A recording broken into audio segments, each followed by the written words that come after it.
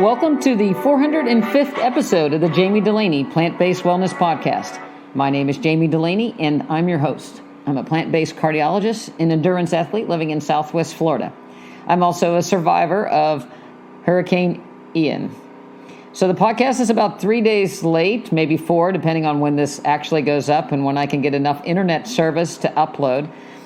But we are alive and well here in Port Charlotte, Florida. We were in the eye wall of the storm for about 8 or 9 hours. I've been through a couple other hurricanes, nothing of this magnitude. We are currently without power. We're running on generators. One hospital was severely damaged. Power was down for 100% of the county for a while. It's gradually coming back up. Again, I'm probably going to be without power for about a week. So as far as marathon updates, it's not going to happen. Not leaving Florida to go to Texas to see Addie and Caleb and run the Tejas marathon next weekend. Addie, Dulaney Miners, will be running it, so you can track her. So she's going to be running for Team Florida, Florida Strong, and make us all proud.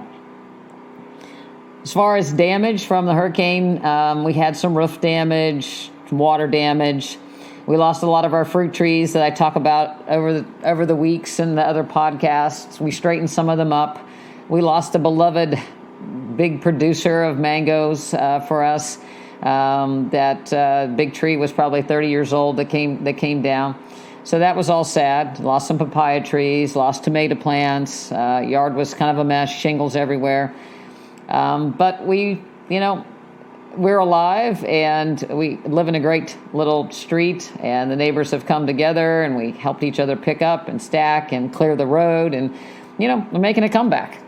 But, there's a lot of lessons for a Plant Strong and a Plant Strong wellness to go through a hurricane. A lot of my friends and, dear friends that I am so thankful for to call to check on me before the hurricane, my medical school buddies, some dear friends that live out of state, and, are you evacuating? And we decided not to evacuate here because I felt that the house was in a place that the storm surge we would probably be pretty safe, and that the house was structurally intact, that we could ride out a storm. Obviously, the storm turned out to be, much more of a direct hit and a lot longer. It was very slow moving at 8-9 miles an hour for 8-9 hours, unrelentless wind. But, nevertheless, we made it, and it was a good call because we were here to assess the damage and start cleanup, immediately when the sun came out shining the next day. But, I think, again, plant-based wellness, endurance athlete, survival, I think athletic endeavors really help prepare you for things like hurricanes. Maybe that's a little trite, but looking around at people after the hurricanes, the first day out, we went to get gas for the generators. We actually sat in line for 6 hours the first day to get gas, an hour and a half the third day, and you get to watch a lot of people in that environment. And a lot of people can't take care of themselves when bad things. It's important to be able to walk if you need to, lift if you need to, survive different temperatures if you need to, and be resilient. And also eating plant-based, I said it a few years ago on a podcast, but eating plant-based is a much better way to survive with limited food access. It has been... I'm recording this podcast on Monday, and the hurricane hit Wednesday. I went to the store on Tuesday. We are still eating things that, I purchased.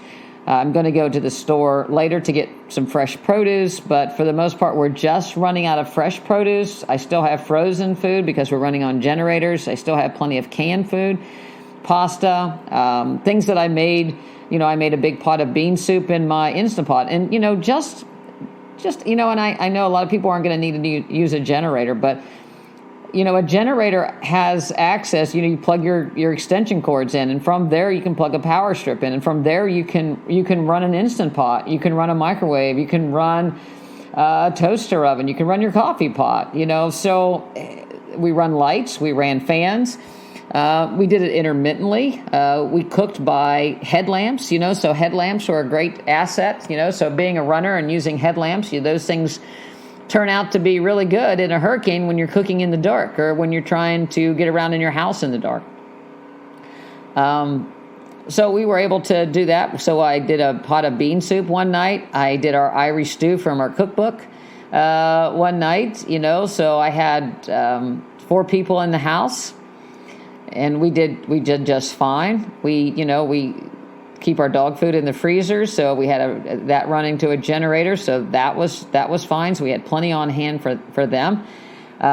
We did beans and cauliflower and potato dish. I did a Thai night, where we did Thai food, cabbage, carrots, mushrooms, rice, a red curry sauce, tofu. You can get tofu in boxes that don't need to be refrigerated, so that makes it easy.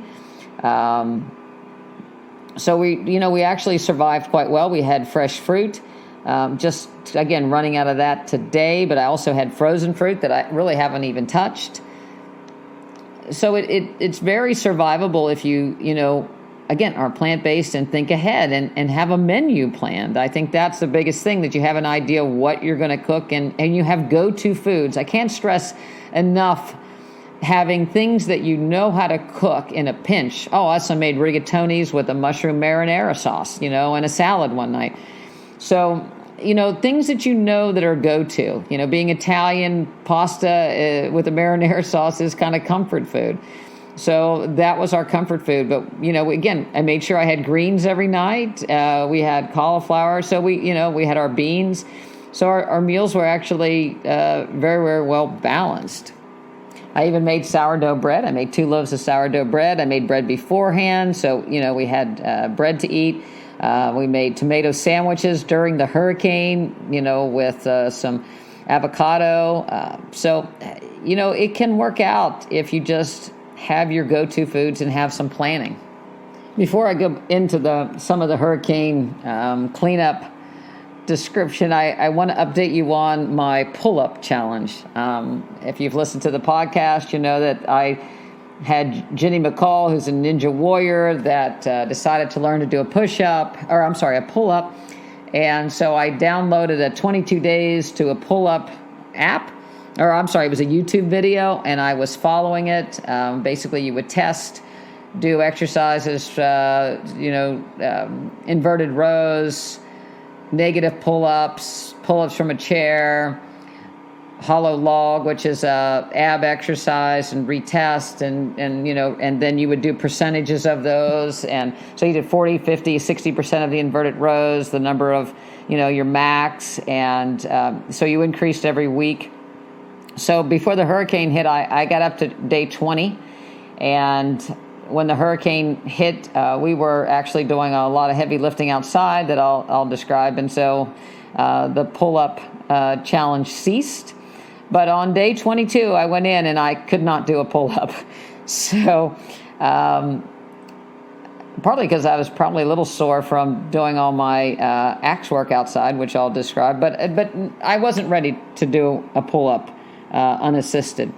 And I believe the reason why, and the difference, so I'm not going to diss the guy's routine, and I'm actually going to keep doing it probably a little bit more staggered until we get a little better cleanup from this hurricane. But I did get stronger. Every time I tested, things got better. I plateaued a little bit at the maximum number of things that I could, the inverted pull-ups I can do. But I do believe the reason why I didn't get to a pull-up in 22 days is I just didn't have the muscle to do it.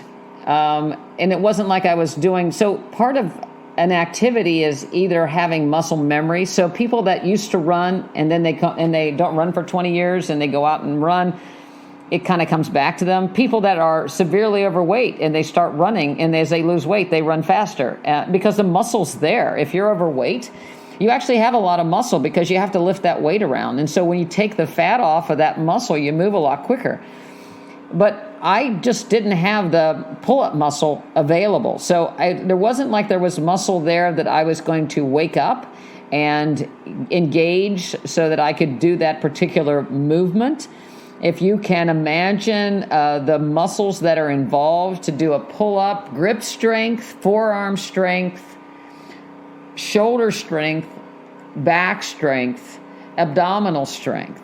And so, I really got to the point where I could isolate what I was missing, and a lot of it was around, the deltoid area or shoulder strength and engaging in those muscles together, because it's not a movement that I do on a regular basis. But I do believe that if I keep doing it, we'll see if I can. Jenny took 6 months at 63, so I guess that'll be my benchmark. If I can get to the point where I'm lifting, or I can do a pull-up in 6 months, we'll see where I am. So I'm going to keep doing it, and I'm going to keep track of the days. So for all those people out there that, maybe are a little disappointment, we're going to keep the challenge going to see, when I can get to it. I think the biggest thing is, again, getting things into a routine. I was in such a routine every evening to go up and do my inverted rows or my eccentric, what my scheduled workout. So it was every day. But it didn't take that long, so maybe 20 minutes every day I was going up and do those until the hurricane hit. And I was in a really good routine that regardless of what happened after dinner or after I did yard work, I was going to go up and do, even after my long runs, I went up and did my pull-up routine. The hurricane came and, now it broke my routine, and I have to get back on the routine. I think that's the same with anything. I was doing Duolingo Spanish lessons and the hurricane hit. I actually did them the day of the hurricane. We were sitting in a closet. I did my Spanish, but I haven't done it since. So I'm like 3 or 4 days without doing my Spanish lesson. So I have to get in the routine because I did that first thing in the morning when I got up. So I think with anything, it's so common to, once you get in a routine, it's really easy. But when you can break the routine and you can fall back into the old ways so very easy as well. And I think that's a really, good lesson to learn. I ran Tuesday morning. I did not run the day of the hurricane. So Wednesday, Thursday, Friday, Saturday, I ran today. I ran 6 miles because I had to get back doing my routine. And part of it was I wanted to get back to the neighborhood. I've been running the same general route in the same neighborhood since 2007. And I wanted to see how my neighbors fared. I wanted to see the area, and it was just a sense of peace. We've had some nice, pleasant temperatures here in the morning. We've been in the high 70s, 80s until the hurricane. Now we're in the high 60s, which is beautiful. So it was so pleasant without any humidity in the high 60s to go for a run and assess my neighborhood. We still have a lot of trees down on power lines. There were about 4 streets that I actually had to turn around that were impassable because of the number of trees down. But I did get to see some neighbors, some out sawing trees, some cleaning up their yard. And, it was a relief to see people, see life, see people trying to get their life back together. And, everybody was there's a sense right now of being happy to be alive even without power. Getting back to the hurricane, when we're sitting in line watching people, a lot of people are just walking to the service station to get food. And I've come to the conclusion that a lot of people eat a lot of their meals out of a service station. They certainly eat breakfast, donuts, and whatever. People are carrying, a couple bottles of Gatorade, a couple bottles of water, the Monster drinks, but chips, junk food. And there was a lot of people, even yesterday when we went to another gas station. There were a gas station across the street that didn't have gas that people were going into to get food. And that's a sad state of affairs because, again, if you don't have your health, you certainly can't survive well for very long. And I think that's when things go out, awry. I mean, we have a hospital that's completely down here in town. So there's one hospital remaining. What are you going to do if you go into heart failure? What are you going to do if your glucose is 400? What are you going to do if your blood pressure? We don't have any pharmacies open. So if you're on a bunch of medications and you didn't think to get pills beforehand, they're in trouble. Now, some surrounding towns are starting to open up, but again, a lot of people didn't prepare. You always need to have a full tank of gas when when bad weather's coming. So, my dad, I grew up in West Virginia. When there was a storm, he said, always have your tank full. So always have a full tank of gas, and then you can actually get somewhere to help yourself. The other thing is, again, stocking up on food, canned beans, oats, dried fruit even, frozen fruit, potatoes. We've got actually potatoes coming out our ears. We can make them a million different ways. Pasta, somebody told me that they had pasta, but they didn't have any jarred sauce on the shelves, so they couldn't make pasta. Well, that's really easy. Tomatoes, pasta. You cook, you can throw tomatoes in a skillet if you have some way to cook. So either a grill. We were lucky enough to have a gas top on our stove, so I could cook on that. I have a Ninja air fryer, toaster oven type of thing. I can hook that up intermittently. I can hook a microwave up intermittently. So I could hook my Instapot up intermittently. So we made rice. We made bean soup. One of the best things that I have that's come into great use is my water distiller. So I have an Aqua Nui device. It's AQUINUI. It's out of Kansas, American made. 5 gallons distiller. So I plug that into the generator and I have fresh water because we're also under a water boil alert. This boils my water and I have distilled water continuously. So I don't, we have bottled water just in case for a backup, but, that's available to us. The other thing we have is a rain barrel. So obviously the 50-gallon rain barrel got filled up coming off the downspout in the first 5 minutes of the hurricane. So there was water if we lost plumbing or needed to have water to flush toilets or what happened. We didn't lose our plumbing, so that was really good. But again, having access to water is really important. So during the hurricane, about noonish, we started getting some rain and some wind coming in on Wednesday. By 2 o'clock, we were getting gusty winds, 50, 60, 70 miles an hour. That was somewhat impressive, but it was not nearly as impressive as the 150 mile an hour winds that was circling the house 9, 10 o'clock that night. So if you watched the Weather Channel at all, there was an eye of the storm that was very well formed, and right around, and the eye of the storm is basically when there's a clearing. And in some parts, and everything wiggled. We were looking at the direction of the storm when it would come in, and it was pretty much, dead aiming for us most of the day. It was a little to the north. Occasionally, it would flow. It was towards the west of us, and it would joggle a little bit one way or another. And in a hurricane of that size, you have a little bit of hope that if it's just a mile one way or another, you can avoid a direct hit and maybe it'll be a little bit better.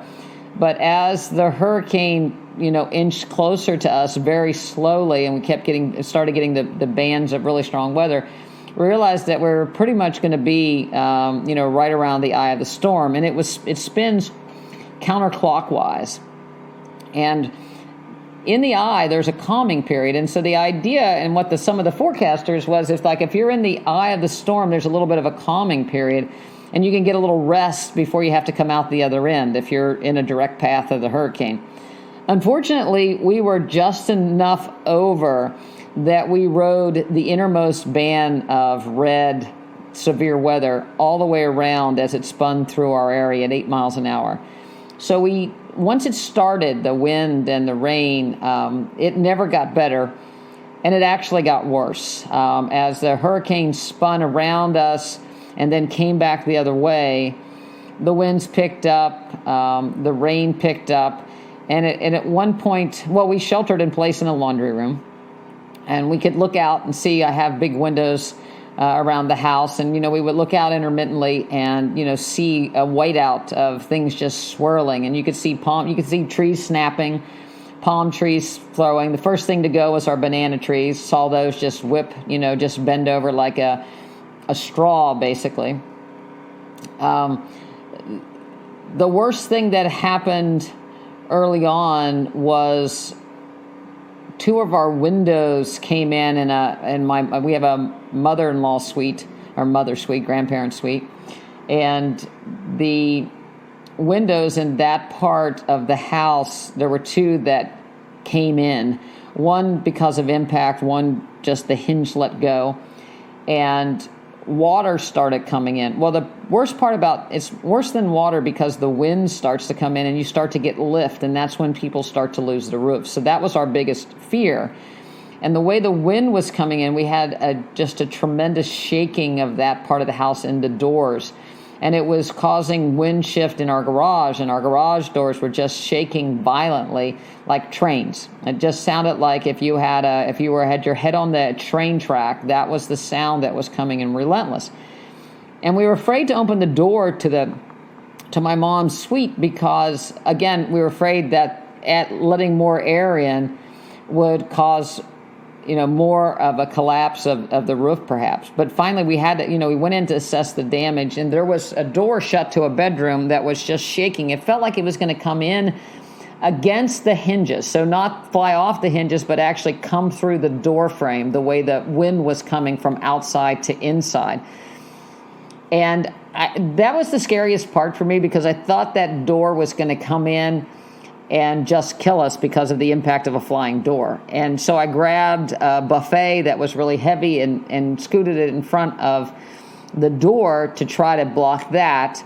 The upstairs window we had that door shut, and then we were able to put a carpet underneath the door to the grandparents' suite to get any air, to maintain the air just in that section of the house, and that settled things out in the garage.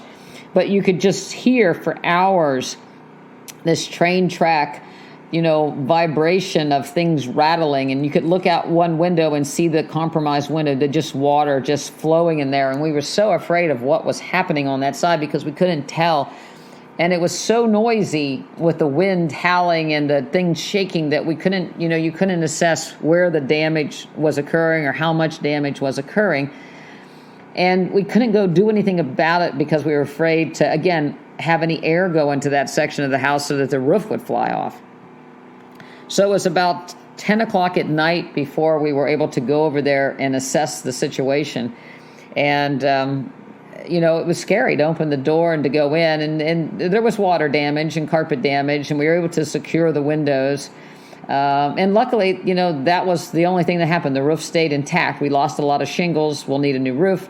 But it didn't fly off. So, I think it was lucky on our part, but also good. What we did to secure that area, I think was good.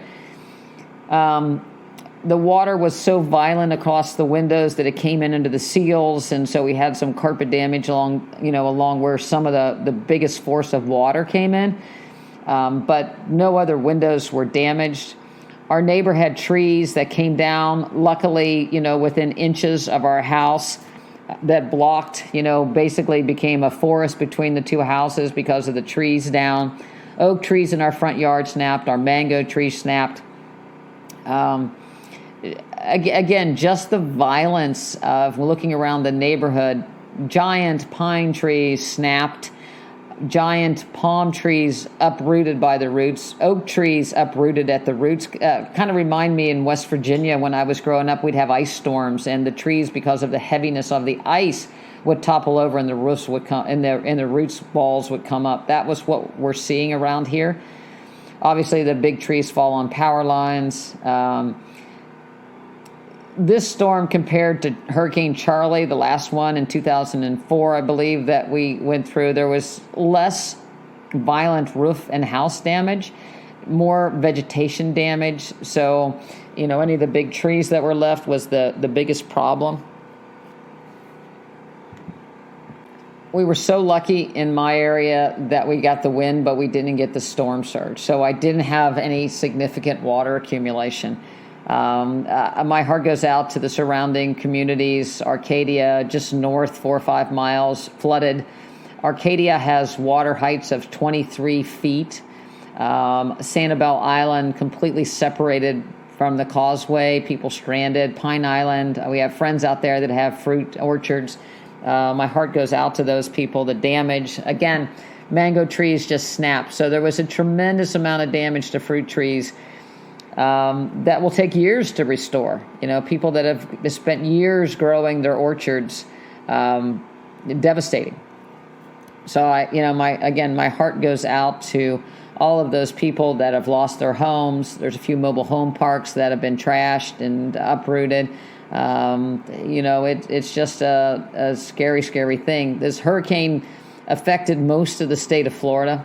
There was a few parts that, were not affected, but very few. Places flooded that you wouldn't think flooded because of the storm surge that pushed water in from the Gulf up the rivers, and then it had to come back down.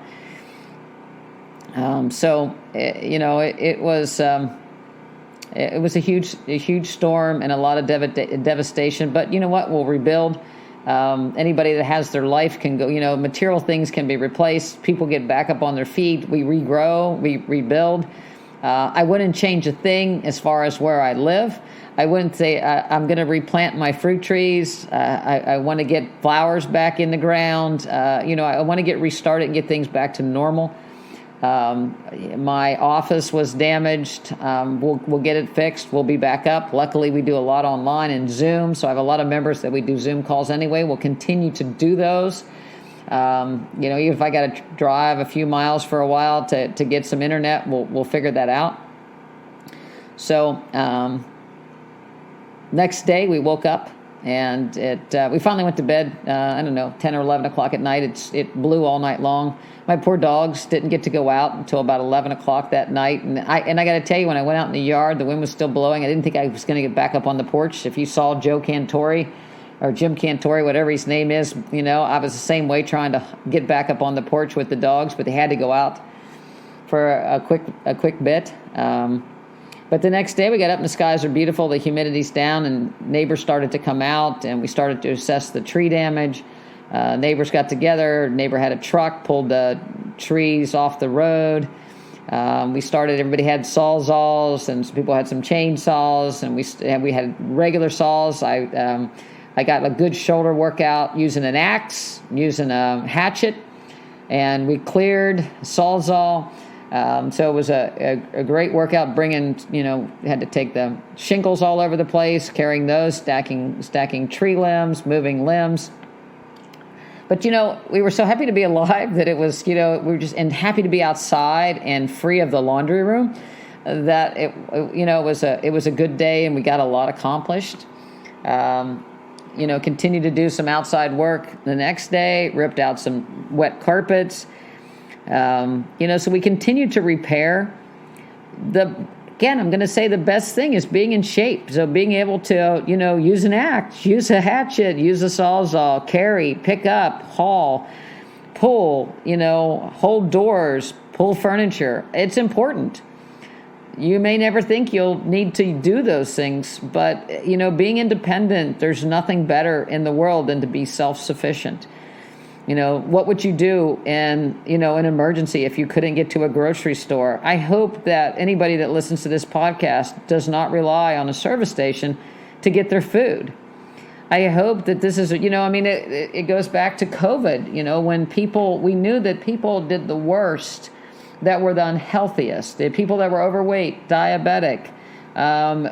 Those are the people that fared the worst with COVID. Those are the people that fare the worst with hurricanes. Being sick, being able to survive, moving around, pulling. It's so important to maintain your health for whatever comes our way. And, whether you live in Florida or Kansas or Maine, there's weather. People endure storms. People endure viruses. There's things that happen that we can't expect and wait. A couple years ago, there was a snowstorm and people were trapped on the interstate. I think it may have just been last year. And they were trapped on the interstate because they didn't have food or water and they couldn't get anywhere. And everybody was angry that emergency services couldn't get to them. But the reality of it is, if we all prepare and have some sense of survival for whatever thing we get into, we're going to do much better. So again, you have to practice it when it's not an emergency. So you have to practice good health when it's not an emergency.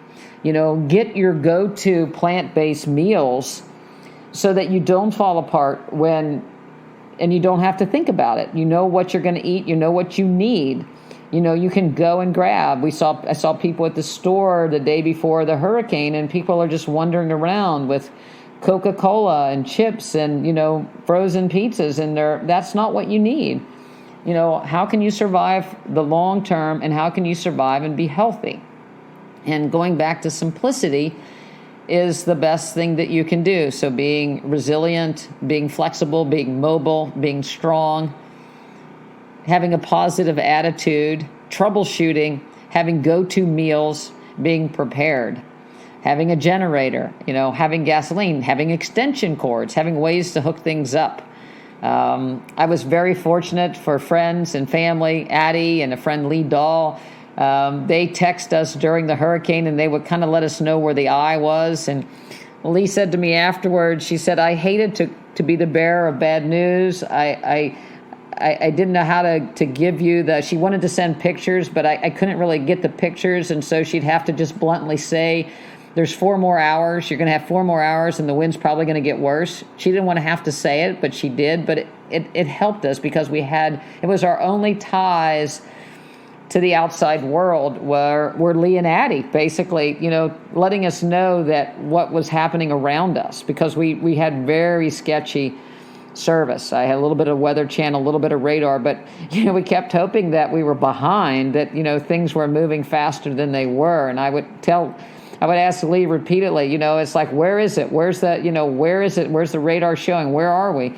Hoping that we were moved someplace. And at one point, my nurse Dawn was texting, and she said, we're in the eye now. We could take our dogs out. It got completely calm when they got in the eye. You should be in the eye soon.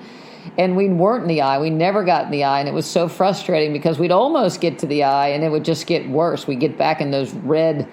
And when you look at the radar, if you've ever looked at the radar for your area and a storm coming through, you see a little yellow and red. We stayed in the red for 8 or 9 hours. It was red.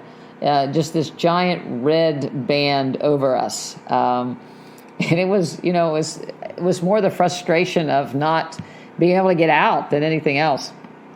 But anyway, we made it. We're doing good. Thank you all for listening. I hope you continue to listen. Our practice goes on. I'm more committed than ever to promoting this message of a need for wellness and fitness as we all get older. There's no time ever to let your guard down. There's no time ever not to eat right or not to strength train, not to be mobile, because you just don't know what's going to come your way. And it makes it so much easier, so much more. You're so better able to tolerate things if you're healthy. So that's our mission at Jami Dulaney, MD, plant-based wellness practice. That's our mission, is to help people to get healthy and maintain their strength and fitness. So you can email me, Jami@drdulaney.com. I'm going to get emails. You can go online or to our website, drdulaney.com. And in the meantime, you can also email Addie, ADDIE, at drdulaney.com, because she's in Houston and she's our registered dietitian. And she is going to be my quick ears for the next couple of weeks, for if you'd like to join our practice, if you'd like to get in touch with us. So she's a registered dietitian. She has exercise phys degree. So we're all about wellness. We're all about plant-based nutrition. If you want to get in touch with us, we'd love to help you get ready for whatever might be coming your way, or just to live a healthier, happy you in a sunny day. So thanks for listening. Glad to be alive. I wish everybody else wellness and health. Thank you.